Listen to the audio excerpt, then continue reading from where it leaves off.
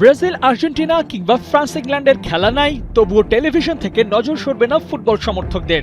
গ্রুপের ছোট দল হলেও ওদের দিকেই থাকবে বিশেষ নজর। বিশ্বকাপ বলে কথা, ছোট দল বলা হচ্ছে যাদের, তারাও যেন ছোট নয় মোটেও।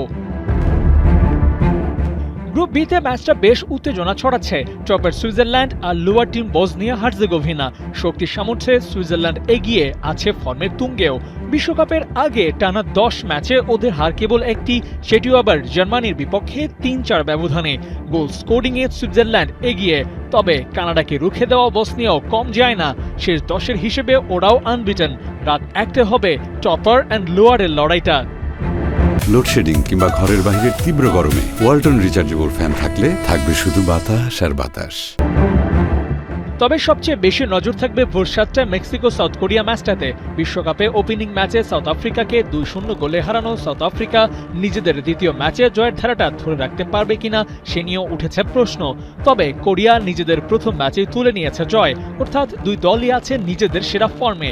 এই ম্যাচটা হাই ভোল্টেজ না হলেও গ্রুপ এতে ওদের আধিপত্য বিস্তারের লড়াই তো বলাই যায়।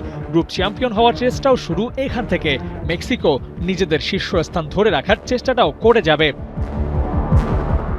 তবে কেন এই ম্যাচগুলো গুরুত্বপূর্ণ সেই প্রশ্ন তো তুলতেই পারেন। রাউন্ড অফ 32-তে যখন দলগুলো খেলবে, তখন তুলনামূলক কম শক্তির দলগুলোই মুখোমুখি হবে র্যাঙ্কিংয়ের বড় দলগুলোর বিপক্ষে।